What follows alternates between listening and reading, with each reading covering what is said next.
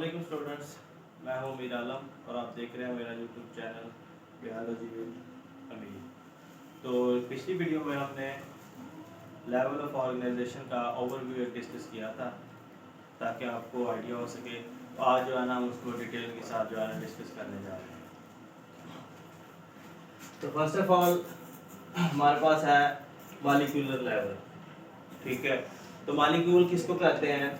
तो मॉलिक्यूल को हम इस तरह डिफाइन कर सकते हैं, the union of different atoms with each other through ionic और covalent bonding to produce compound. This stable compound is called molecule, ठीक है। तो एक या दो से ज्यादा जो एटम्स हैं वो जो मिलके को आयनिक बॉन्ड कहते हैं, नेगेटिव पॉजिटिव चार्ज की वजह से जो बॉन्ड बनता है, या कोवेलेंट बॉन्ड हाइड्रोजन शेयरिंग से बनता है, तो उसकी वजह से जो बॉन्ड बनता है और वो स्टेबल कंपाउंड जो बनेगा उनकी वजह से, उसको जो है ना हम मॉलिक्यूल कहेंगे, ठीक है। तो बॉन्डिंग क्यों होती है? बॉन्डिंग या तो नेगेटिव पॉजिटिव चार्जिंग की वजह से होती है या फिर हाइड्रोजन शेयरिंग की वजह से होती है। तो एग्जांपल अगर हमारे पास मॉलिक्यूल की देखें तो हमारे पास है कार्बन डाइऑक्साइड की एग्जांपल है, इसके अलावा वाटर की एग्जांपल है, इसके अलावा हमारे पास ग्लूकोज की एग्जांपल है। तो ये सारे क्या हैं? ये हमारे पास जो है ना मॉलिक्यूल्स हैं। आगे जो मॉलिक्यूल्स हैं हमारे पास वो दो तरह के हैं, ठीक है। एक को मैक्रो मॉलिक्यूल्स कहते हैं, दूसरी को माइक्रो मॉलिक्यूल्स कहते हैं, ठीक है। तो मैक्रो का मतलब होता है बड़े, ठीक है। तो ये साइज का बड़े नहीं होते, इनमें ये होता है कि इनका मॉलिक्यूलर वेट ज्यादा होता है, ठीक है। उसको मॉलिक्यूलर मास भी हम कहते हैं। तो मैक्रो मॉलिक्यूल्स कौन से होते हैं? The molecules which have high molecular weight is called macromolecules, ठीक है। तो ऐसे मॉलिक्यूल्स जिनका मॉलिक्यूलर वेट जो है वो ज्यादा होगा उनको जो हम मैक्रोमोलेक्यूल्स कहेंगे। तो एग्जांपल हमारे पास है प्रोटीन्स है, स्टार्च है, अमीनो एसिड्स है। तो आपने देखा होगा प्रोटीन में जो है ना अमीनो एसिड की चेन्स होती हैं, तो अगर उनका मॉलिक्यूलर वेट या मॉलिक्यूलर मास अगर हम जो कैलकुलेट करें तो वो बहुत ज्यादा बढ़ जाएगा ना, तो इसलिए ये जो है ना मैक्रो मॉलिक्यूल्स में आता है। उसके बाद हमारे पास है माइक्रो, ठीक है। माइक्रो कहते हैं छोटे को, ठीक है। तो क्या? The molecules which have low molecular weight, ठीक है। तो ऐसे मॉलिक्यूल्स जिनका मॉलिक्यूलर वेट या मॉलिक्यूलर मास कम होगा उसको जो है ना हम माइक्रो मॉलिक्यूल्स कहेंगे। उसके पास हमारे पास एग्जांपल कौन सी है? उसमें हमारे पास जो है कार्बन डाइऑक्साइड है, इसके अलावा हमारे पास जो है ना वाटर है। तो इनका मॉलिक्यूलर मास या मॉलिक्यूलर वेट जो है ना वो कम होता है। तो मॉलिक्यूलर वेट कैसे कैलकुलेट करना है तो उसका जो है ना वो मैं आपको बता देता हूँ। फॉर एग्जांपल हमें जो है ना मॉलिक्यूलर वेट कैलकुलेट करने से पहले ना उस एटम का या एलिमेंट का जो है ना एटॉमिक नंबर पता होना चाहिए, ठीक है। तो फॉर एग्जांपल हमारे पास CO2 है। अगर हम कार्बन का एटॉमिक नंबर देखें तो वो हमारे पास आता है 12, ठीक है।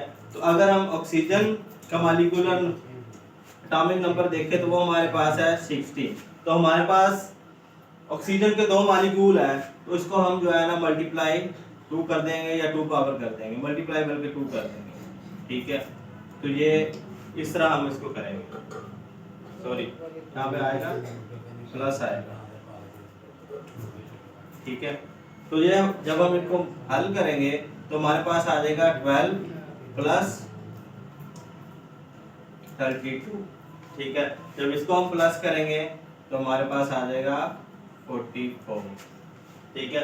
तो हमारे पास CO2 का जो मॉलिक्यूलर वेट है, ठीक है, इसको हम W से भी रिप्रेजेंट कर सकते हैं, वो हमारे पास क्या है 44 है, ठीक है। तो जिसका मॉलिक्यूलर वेट कम होगा उसको माइक्रो कहेंगे और जिसका मॉलिक्यूलर वेट ज्यादा होगा उसको जो है ना मैक्रो कहेंगे। तो हमारे पास जो प्रोटीन्स है या स्टार्च है, स्टार्च में भी आपने देखा कि कार्बोहाइड्रेट्स की चेन्स होती हैं, ठीक है। तो इसलिए उनका जो है ना मॉलिक्यूलर वेट बहुत ज्यादा होता है।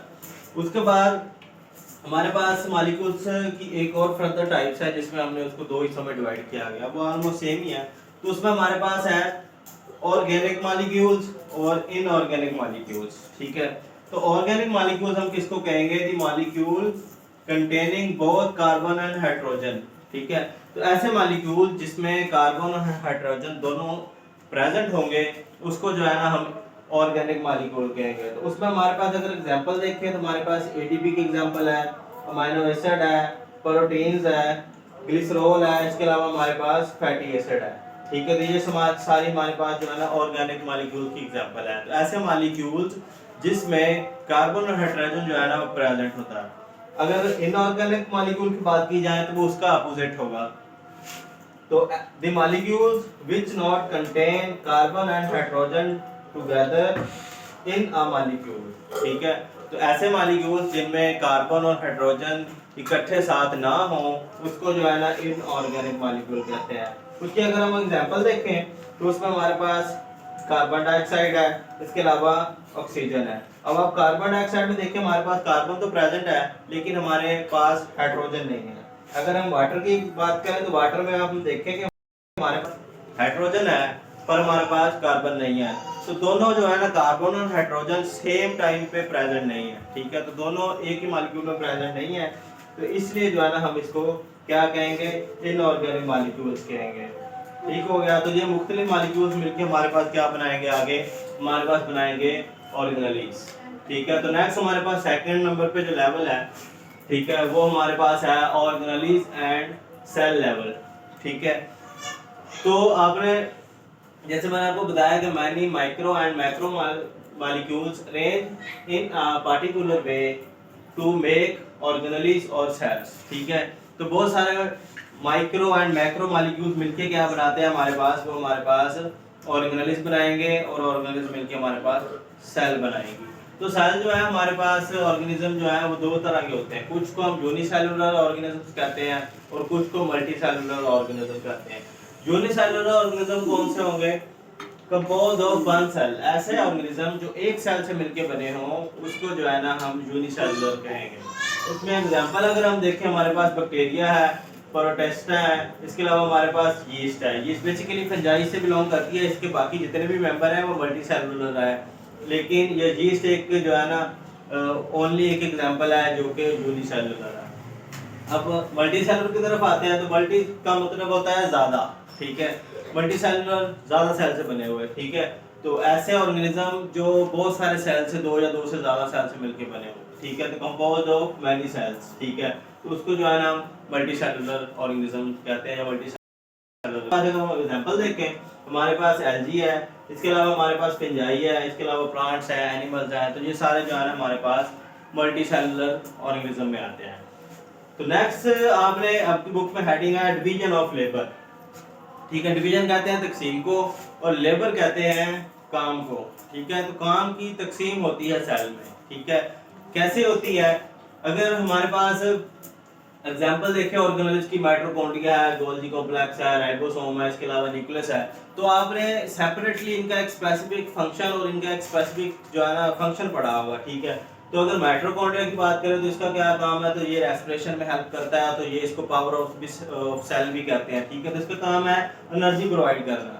ठीक है, अगर गोल्गी कॉम्प्लेक्स की बात की जाए तो ये क्या करता है, ये मॉडिफिकेशन करता है, पैकिंग करता है। ठीक है, तो जो प्रोटीन्स नई बन के आ रही होती हैं उनकी मॉडिफिकेशन करता है, उसमें जो चीज़ ऐड करनी है, जो उसकी पैकिंग करनी है, ठीक है, वेजिकल उसके अराउंड लगा के उसको जो है करता है। तो राइबोसोम्स को अगर देखा जाए तो ये इसको फैक्ट्री ऑफ प्रोटीन कहा जाता है, जहाँ पे क्या होता है, प्रोटीन बनती है। तो सेल में आप देखेंगे जितने भी ऑर्गेनेल्स होंगे तो सबने अपना काम डिवाइड किया हुआ है। जिस तरह हम अगर एक क्लास की एग्जांपल लें, तो अगर हमने कोई पार्टी अरेंज करनी है तो हम कहेंगे कि यार आपने पानी का बंदोबस्त करना है, आपने खाना का बंदोबस्त करना है, ठीक है, आपने कोल्ड ड्रिंक्स लेके आनी है, ठीक है, आपने डिस्पोजेबल बर्तन का बंदोबस्त करना है। तो ये क्या आ जाता है, एक डिवीजन ऑफ लेबर होती है। ठीक है, तो काम को तकसीम कर देना मुख्तलिफ लोगों में। तो सेल्स आपको पता है कि मैनी ऑर्गेनेल्स से मिलकर बनी होती हैं, तो जो ऑर्गेनेल्स हैं वो जो है ना हर एक अपना स्पेसिफिक जो है ना काम प्रोवाइड जो है ना परफॉर्म करती है, तो इसको जो है ना हम डिवीजन ऑफ लेबर कहते हैं। नेक्स्ट हमारे पास है टिश्यू लेवल। ठीक है, टिश्यू लेवल किसे कहते हैं, in multi cellular organism groups of similar cells organized into loose sheets और बंडल्स इज कॉल्ड टिश्यू। ठीक है, तो ये जो टिश्यू लेवल है ये बेसिकली मल्टी सेलुलर ऑर्गेनिज्म में प्रेजेंट होगा, यूनिसेलुलर ऑर्गेनिज्म में ये प्रेजेंट नहीं होगा। ठीक है, तो मल्टी सेलुलर ऑर्गेनिज्म क्या होता है, ग्रुप ऑफ सिमिलर सेल्स जो होते हैं, जो सिमिलर काइंड के सेल्स होते हैं वो क्या करते हैं, सेम फंक्शन जो है ना वो परफॉर्म कर रहे होते हैं, उसको हम टिश्यू कहते हैं। वो तो एग्जांपल हमारे पास देखिए, हमारे पास मसल टिश्यू है, जाइलम टिश्यू है, इसके अलावा फ्लोएम टिश्यू है। ठीक है, अगर मसल टिश्यू की बात की जाए तो इसका फंक्शन है कि ये हमें मूवमेंट या स्ट्रेचिंग में मदद करता है। जब हमारा मसल है तो ये हम मसल की मदद से जो है ना हम मूवमेंट कर रहे हैं। इसके अलावा जाइलम टिश्यू जो प्लांट्स में पाया जाता है तो इसका क्या है कि ये वाटर की ट्रांसपोर्ट में जो है ना हेल्प करता है। अगर फ्लोएम टिश्यू की बात की जाए तो ये जो फूड सिंथेसिस होती है, शुगर जो बनती है फोटोसिंथेसिस के जरिए से, ये उसकी जो है ना ट्रांसलोकेशन करवाता है। तो ये इसमें बहुत सारे सेल्स मिलके जो है ना वो टिश्यू बना रहे होते हैं। ये टिश्यू जो है ना स्पेसिफिक जो है ना वो फंक्शन प्रोवाइड कर। तो नेक्स्ट हमारे पास है ऑर्गन एंड सिस्टम लेवल। ठीक है, तो ऑर्गन किसे कहते हैं? Different tissue having related function assemble together to form an organ. ठीक है, तो ऐसे टिश्यू जिनका फंक्शन आपस में रिलेट करता हो या सेम फंक्शन ऑर्गन, तो वो क्या करते हैं, वो यूनाइट होकर क्या करते हैं, ऑर्गन बना देते हैं। तो ऑर्गन में हमारे पास एग्जांपल है स्टोमक की। तो स्टोमक क्या करता है? स्टोमक हमारी बॉडी में जो है ना वो डाइजेशन का काम करता है, स्पेशली जो प्रोटीन पार्ट होते हैं। तो इसमें इसकी जो एपिथेलियम होती है वो सेक्रेटरी होती है। तो वो क्या करती है, उसमें से गैस्ट्रिक जूस, ठीक है, डिफरेंट सेक्रेट होती है, तो वो क्या करती है, जो फूड होती है उसको डाइजेस्ट करती है। इसके अलावा इसमें कॉन्ट्रैक्टर मसल भी होते हैं। ठीक है, तो जो कि फूड को मिक्सिंग करने में जो है ना वो रोल प्ले करते हैं। नेक्स्ट हमारे पास है सिस्टम। ठीक है, तो डिफरेंट जो ऑर्गन्स होंगे जिनका फंक्शन सेम होगा वो आपस में एक कोऑर्डिनेशन बनाएंगे। ठीक है, कोऑर्डिनेशन बनाएंगे कि वो जो है ना एक अच्छे तरीके से जो है ना एक फंक्शन परफॉर्म कर सके। तो वो मिलके क्या बनाते हैं, हमारे पास वो सिस्टम बना देते हैं। तो एग्जांपल हम अगर देखना चाहें तो हमारे पास है डाइजेस्टिव सिस्टम,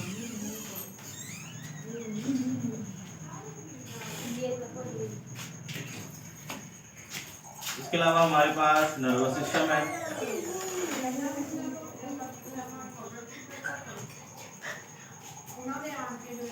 इसके अलावा मस्कुलर सिस्टम है, हमारे पास एक्सक्रीटरी सर्कुलेटरी सिस्टम है। तो हमारे पास ये बहुत सारे सिस्टम है, ये सारे जो है ना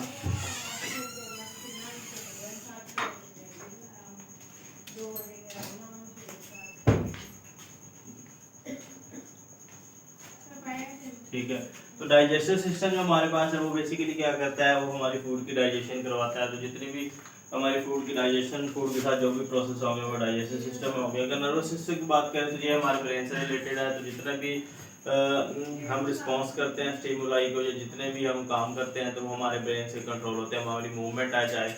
ठीक है, तो वो जो है सर्कुलेटरी सिस्टम में, तो ये हमारा जो है ना ब्लड कैसे सर्कुलेट करता है बॉडी में। ठीक है, तो ऑक्सीजन कैसे सप्लाई होगी, तो ये सारा जो है ना सर्कुलेटरी सिस्टम है हमारा, बात देखते हैं। तो आगे है इंडिविजुअल लेवल। इंडिविजुअल लेवल में हमारे पास क्या होता है, होल ऑर्गेनिजम्स होते हैं। ठीक है, तो various organ system assemble to form an individual. ठीक है, तो मुख्तलिफ ऑर्गन जो मिलके ना एक जो है पूरा एक ऑर्गेनिज्म बना देंगे। उसकी एग्जांपल हमारे पास है ह्यूमन बीइंग्स हैं, हम हैं, ठीक है, एनिमल्स हैं। ठीक है, तो ये सारी इसकी एग्जांपल है। इंडिविजुअल क्या होता है, इंडिविजुअल का क्या होता है, जितने भी ऑर्गन सिस्टम होते हैं उनका आपस में एक बड़ा स्ट्रॉन्ग कोऑर्डिनेशन होता है। ठीक है, तो वो कोऑर्डिनेट करके जो है ना तो स्पेसिफिक एक बॉडी बनाते हैं।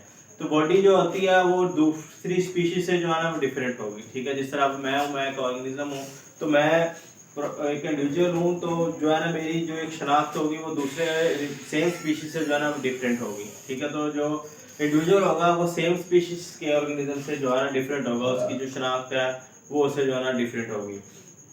तो इसी तरह जो इंडिविजुअल्स हैं, ठीक है, वो क्या मिलके बनाते हैं, वो मिलके बनाते हैं पॉपुलेशन। ठीक है, पॉपुलेशन में क्या होगा, the group of living organism of same species located at same time and place. ठीक है, तो सेम टाइप के ऑर्गेनिज्म या इंडिविजुअल जो है ना वो सेम टाइप पे सेम प्लेस पे हों तो उसको हम क्या कहते हैं, पॉपुलेशन कहते हैं। ठीक है, तो उसकी अगर एग्जांपल देखें, नंबर, ठीक है, इन राइस फील्ड। ठीक है, तो उसमें राइस की फील्ड में जो की दो तादाद कहेंगे। इसके अलावा जिस तरह हमारी बायोलॉजी की क्लास है तो उसमें जितने भी स्टूडेंट हैं तो उसको हम पॉपुलेशन कहेंगे कि बायोलॉजी क्लास की कितनी पॉपुलेशन है। ठीक है, तो ये सारी जो है ना इसकी एग्जांपल्स हैं। आगे हमारे पास नेक्स्ट लेवल आएगा कम्युनिटी। ठीक है। तो कम्युनिटी में हमारे पास कैसे होगा, उसको हम इस तरह डिफाइन कर सकते हैं, the population of plants and animals living at same habitat और area is called community. Population में हमने देखा कि ग्रुप ऑफ सेम स्पीशीज था at same time at same place, जबकि हम अगर हम कम्युनिटी की जब बात करेंगे तो उसमें क्या हो जाएगा, डिफरेंट स्पीशीज की पॉपुलेशन आ जाएगी। ठीक है, तो उसमें एनिमल्स भी आ सकते हैं, प्लांट भी आ सकते हैं, तो उनकी जब जो है डिफरेंट स्पीशीज या उनकी पॉपुलेशन सेम टाइम पे होगी डिफरेंट स्पीशीज की, तो उसको जो है हम कम्युनिटी में जो है ना उसको काउंट करते हैं।